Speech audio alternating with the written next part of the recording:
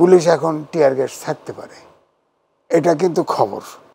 দেশ সরকার যে প্রসেসে ভাবেই থাকুক, অন্তর্বর্তীকালীন সরকার আর পলিটিক্যাল সরকারই হোক, এদেশে ধরেন সব প্রফেশনেই কিন্তু বৈষম্য আছে, দাবি দেওয়া থাকে, আলোচনা করতে চায়। কিন্তু এখন এই যে আমাদের নেতা আপনার ভাই কাদের ভাই যে বললেন, আমিও মনে করি যে ধরেন এখানে আপনার এই অন্তর্বর্তীকালীন সরকারের প্রত্যেকটা মিনিস্ট্রির দায়িত্বে আছে, যার মিনিস্ট্রি তাদের কাছেই অ্যাপ্রোচ করা উচিত, বৈঠক করে তাদের সাথে দাবিগুলো প্লেস করার সুযোগ দেওয়া উচিত। তারপরে ধরেন এই যে কমিটি হয়েছে, এরকম কমিটি করা।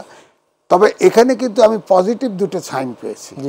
একটি হচ্ছে ধরেন পুলিশ ধরে নেওয়া হয়েছে, নিষ্ক্রিয় হয়ে গেছে, টমাটাইজ, পুলিশ এখন টিয়ার গ্যাস ছাড়তে পারে, এটা কিন্তু খবর। এক। দুই হচ্ছে আপনি ঘেরাও করবেন, কোনো প্রতিহত করা হবে না, যেটা আগে হইতো।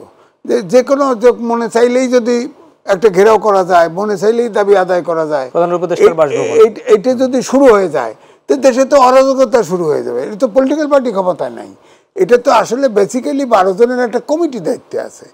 পলিটিক্যাল পার্টি তো গ্রাম পর্যন্ত সমর্থক থাকে, এখানে তো তাও নাই, তাদের তো কোনো মেসেজ নাই। এদিকে স্বৈরাচার তো প্রত্যেকটা প্রফেশন, প্রত্যেকটা প্রতিষ্ঠান, প্রশাসন, পুলিশ এত হাইলি পলিটিসাইজড করে ফেলছে যে এখানে তো অন্তর্বর্তীকালীন সরকারকে আপনার সহযোগিতা করা, যে সবাই আন্তরিক, এটাও তো বিশেষ করা যায় না।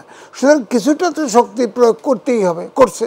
এখন আমার কথা হচ্ছে সরকারের পক্ষ থেকে ঘোষণাই দেওয়া উচিত, যার দাবি আছে, যে মন্ত্রীর যে দাবি আছে, মন্ত্রণালয়ের দায়িত্ব, তাদের সাথে সরাসরি কথা বলুক, অথবা লিফলেট দিক, অথবা দাবি লিখিত দিক, যদি তাদের পক্ষে মানার সম্ভব হয়। আজকে ওনাদের যারা আসছিল তারা বলছে যে তারা প্রধান উপদেষ্টা ছাড়া কারোর সাথে, এটা তো কোনো যুক্তি হলো না। প্রধান উপদেষ্টা সবার সাথে কথা, প্রধান উপদেষ্টা মানে সরকার প্রধান, সরকার প্রধান আমি চাইলাম আমার সাথে কথা বলবে, তার মিনিস্ট্রি নাই, প্রশাসন নাই।